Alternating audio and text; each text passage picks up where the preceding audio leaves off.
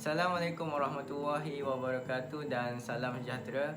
Yang dihormati Encik Badul Hisham, pensyarah bagi JKP 2133 iaitu pengurusan muzium dan galeri. Nama saya Nur Fairul Nizam bin Mas'ud, nombor metrik 70767. Akan membentangkan secara ringkas mengenai pengenalan bagi kajian kami lakukan. Tajuk bagi kajian kami lakukan adalah peranan kurator dalam mengurus sesebuah pameran galeri, yang kita lebih menumpukan hujung tanah ataupun kami mengambil hujung tanah art residency sebagai sumber rujukan kajian kami. Baik, istilah kuratorial merujuk kepada kefahaman mengenai siapa dan apakah peranan kurator bagi mengendalikan sesebuah pameran galeri ataupun pameran yang membabitkan karya kesenian. Ianya lebih ataupun kurator mempunyai tanggungjawab tersendiri yang lebih menumpukan kepada tafsiran, kajian, penjagaan, penggunaan bahan, konsep pameran dan program bagi mencipta sesebuah identiti muzium ataupun galeri mereka sendiri. Manakala peranan kurator berdasarkan konteks yang lebih tepat adalah bertanggungjawab bagi mengkonseptualisasikan serta merealisasikan pameran bagi menonjolkan kefahaman yang baru yang lebih baik berkaitan dengan karya kesenian, artis ataupun seniman, maupun pergerakan budaya ataupun serta peristiwa bersejarah yang berkaitan dengan kesenian. Apabila bercakap mengenai mengkonseptualisasikan, ianya lebih kepada peranan kurator dalam mencipta sesebuah konsep yang mereka akan gunakan bagi mengadakan ataupun mencipta sesebuah pameran galeri. Mengkonseptualisasikan adalah pegangan bagi kurator dalam menjadikan sesebuah pameran itu lebih menonjol ataupun lebih audiens, para penonton faham mengenai pameran yang dijalankan. Selanjutnya, dengan adanya konsep mengkonseptualisasikan ini, kefahaman yang baru akan timbul dengan cara peranan kurator ialah merealisasikan, iaitu kurator merealisasikan perkara tersebut, konsep tersebut kepada audiens. Seterusnya, saya akan terangkan sedikit mengenai pengenalan bagi hujung tanah art residency. Hujung tanah art residency adalah sebuah rumah pusaka warisan dan menjadi sebagai sebahagian daripada kediaman seni, ruang pameran dan aktiviti program yang berskala kecil dalam pelbagai bidang kesenian di Malaysia, khususnya di Johor yang menumpukan di Pontian, iaitu kampung seni. Terciptanya idea bagi penggunaan nama hujung tanah. Pengambilan nama hujung tanah diambil berdasarkan kedudukan geografinya, iaitu ianya terletak di daerah Pekan Pontian yang merupakan daerah penghujung benua Asia. Berdasarkan Kamus Dewan Bahasa dan Pustaka, residensi membawa maksud kepada kediaman residen, akan tetapi kita tidak menggunakan perkataan maksud residensi sebagai maksud kajian kami, kerana ia tidak bersesuaian dengan maksud kajian yang kami jalankan. Oleh itu, penggunaan kata residensi akan ditukar kepada residensi. Dalam Kamus Dewan Bahasa dan Pustaka bermaksud tinggal ataupun kediaman. Penubuhan hujung tanah art residensi telah dilakukan sejak tahun 2012, secara rasmi dibuka pada tahun 2014 dalam menjalankan program pameran dan aktiviti kesenian. Awalnya, kawasan art residensi ini merupakan ladang milik Allahyarham Muhammad Sabas bin Nurjawi dan sekarang telah diwarisi oleh anaknya, iaitu Fakhruzaman bin Muhammad Sabas. Hujung tanah Art Residency ni terletak 3 km dari Pekan Air Baloi di Lot 13 Kampung Pari Haji Alias. Rumah warisan ni telah dibina sekitar awal 1970-an. Residency bagi hujung tanah Art Residency bagi hujung tanah Art Residency adalah berkonsepkan kediaman yang membawa aktiviti kesenian kepada masyarakat tempatan dan antarabangsa selaras dengan tagline mereka iaitu A Place Where the Art Lover Meet. Seterusnya saya akan serahkan kepada rakan saya untuk membahas mengenai perkara yang selanjutnya. Sekian, terima kasih. Saya akan membentangkan tentang kaedah perancangan yang dilakukan oleh Encik Fakhrul Zaman dalam bagaimana aktiviti pameran galeri hujung tanah residensi dilakukan, juga SOP yang telah dilakukan oleh beliau dalam membangunkan sebuah pameran galeri pada musim pandemik ini.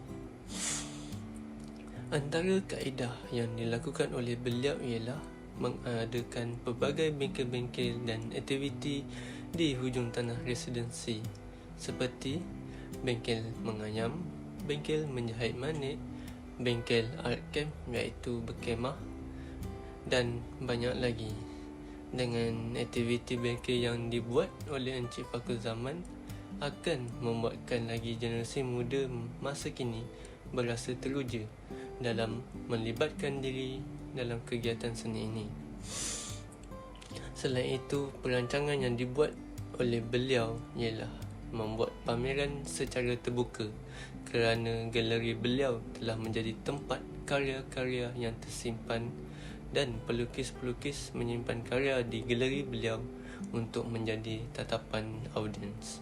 Seterusnya, beliau telah mengkolaborasi dengan agensi-agensi lain. Antaranya, beliau telah bekerjasama dengan Balai Seni Negara dalam menganjurkan program pameran seni antarabangsa yang dianjurkan oleh Katalsi Seni. Beliau juga mempunyai hala tuju yang sangat efektif kerana beliau telah merancang bersama rakan organisasi beliau iaitu Tim Sawit untuk membuka satu lagi galeri di kawasan Pontian. Akhir sekali, dari segi SOP dan yang dilakukan beliau ialah di galeri beliau telah meletakkan peraturan SOP yang telah ditetapkan di galeri tersebut. Antaranya, sebelum masuk hendaklah mengimbas suhu dan kod MySejahtera serta melakukan penjarakan sosial 1 meter. Seterusnya, dari segi SOP program atau bengkel, pengunjung dilarang membawa balik barang-barang yang diberi pinjam oleh pihak galeri. Sekiranya barang yang melibatkan mesin dan berlakunya kemalangan jiwa, pihak galeri tidak akan bertanggungjawab. 2.0 ialah kesan situasi pandemik terhadap perancangan dan pembangunan hujung tanah residensi HTR. Wabak COVID-19 menyebabkan seluruh dunia amat dahsyat serta menjejaskan dan memberi impak negatif kepada industri pelancongan dan seni. HTR cuba sedaya upaya untuk meminimumkan penggerak dan aktiviti serta mengelakkan berlakunya sebarang implikasi terhadap perancangan dan perkembangan HTR. 2.1 ialah pemilik HTR telah melakukan aktiviti seperti sedia kala. Kesan situasi pandemik terhadap HTR ialah pemilik HTR melakukan aktiviti seperti sedia kala dan kerja penyelenggaraan dan pembaik bolehan. Aktiviti yang dilakukan seperti mengemas, membaiki bahagian galeri yang rosak, membaik bulet karya-karya dan aset yang disimpan, mengecat dinding galeri dan lain-lain. Semasa pandemik pertama, pemilik HTR tidak dibenarkan untuk melawati dan menjenguk HTR, menyebabkan HTR menjadi terbiar kerana kerja-kerja penyelenggaraan dan pembaik bolehan tidak dapat dilakukan.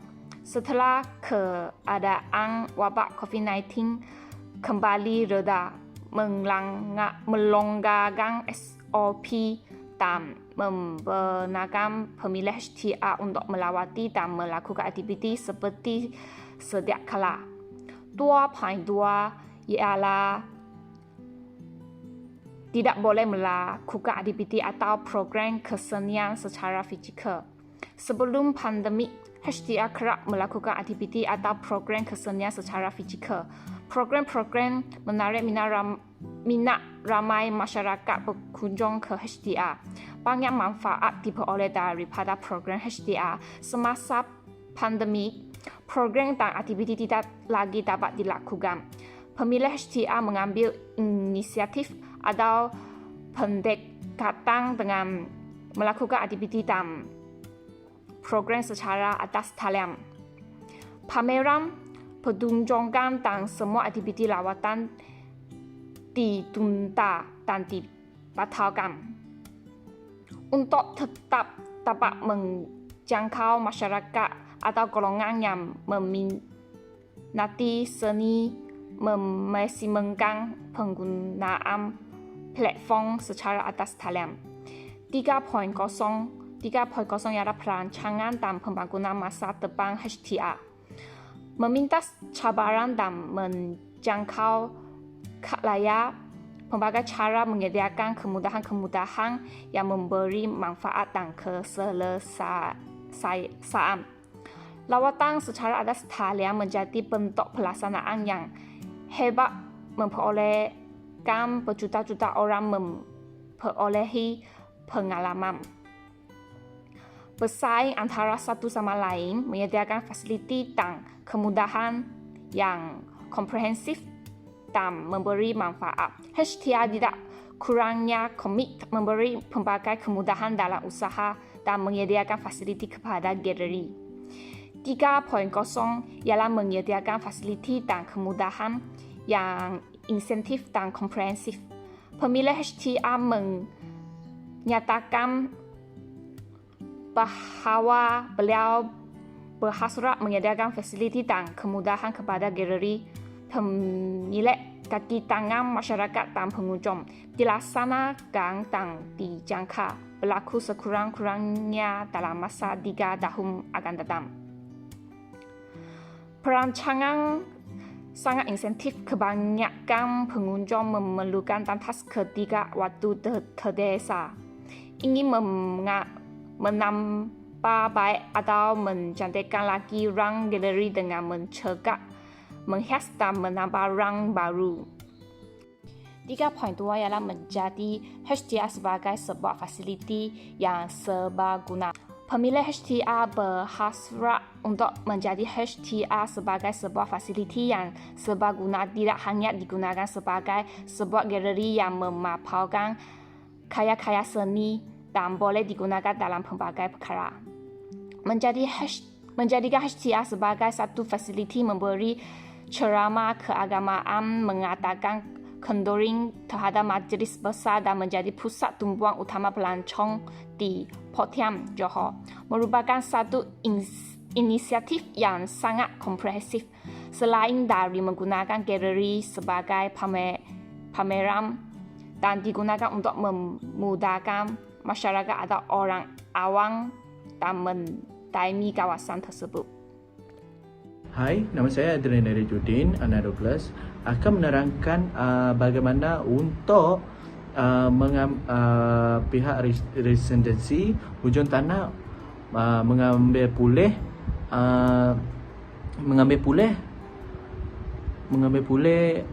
hasil-hasil karya ini. Yang pertama, nama saya Adrian Judin, anak Douglas, nombor kemetrik 74010.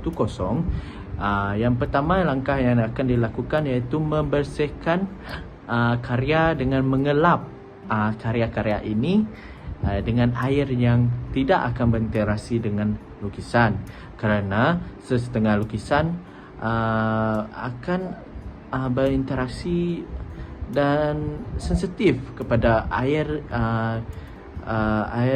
atau semburan yang digunakan untuk membersihkan karya ini. dengan cara ini, maka lukisan ini akan sentiasa bersih daripada habuk dan akan sentiasa dalam keadaan yang baik. Yang kedua, sentiasa mengelakkan karya-karya ini daripada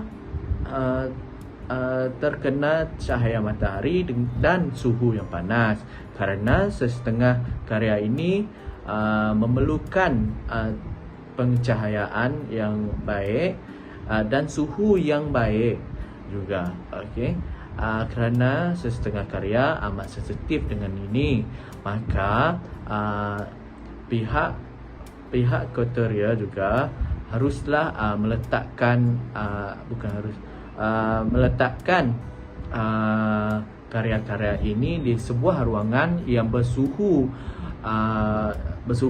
bersesuaian dengan kadar yang ditetapkan untuk karya ini sentiasa dalam keadaan baik dan tidak rosak.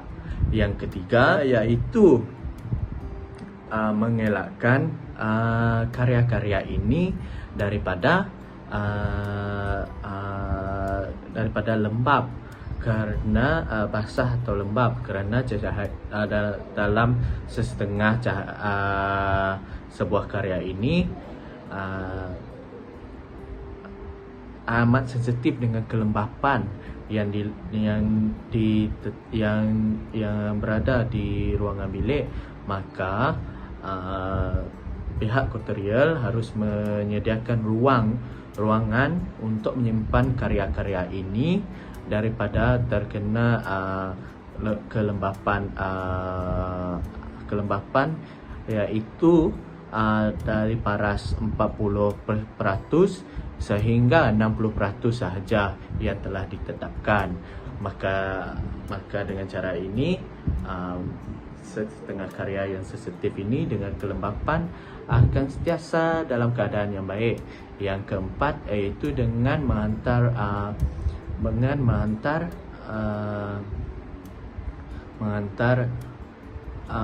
karya ini ke Balai Seni Negara, kerana Balai Seni Negara ini amatlah profesional dalam pengkaryaan, dalam menjaga karya ini. Okey, yang kelima iaitu melarang pengunjung untuk menyentuh karya-karya tersebut. Dengan cara ini, pihak kuratorial dapat mengawal keselamatan antara karya dengan pengunjung yang datang. Dan yang keempat iaitu yang terakhir iaitu mengukur kadar peratusan cahaya UV light. Okey, pihak kuratorial akan sentiasa mengingatkan diri untuk memadamkan lampu UV selepas memeriksa karya tersebut agar tidak akan menjadi retak dan mengangkat. Sekian, terima kasih. Terima kasih kepada rakan saya. Seterusnya saya akan menyambung bagi kesimpulan yang telah kami perolehi. Secara keseluruhan, kajian yang dijalankan, terdapat pelbagai pengetahuan yang kami perolehi mengenai peranan kurator dalam sesebuah institusi kesenian, muzium dan galeri, iaitu kita spesifikkan, kita menumpukan iaitu di hujung tanah Art Residency atas penubuhan residensinya.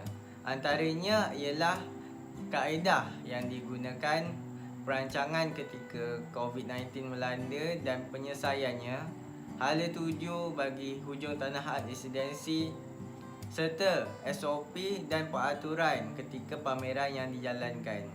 Selain itu, kami juga dapat menilai langkah-langkah yang diambil oleh pengurusan kuratorial bagi hujung tanah Art Residency untuk penambahbaikan.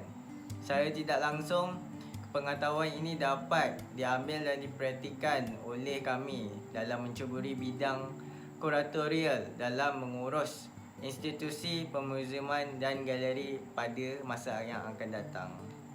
Itu saja daripada kumpulan 1 dan Assalamualaikum warahmatullahi wabarakatuh.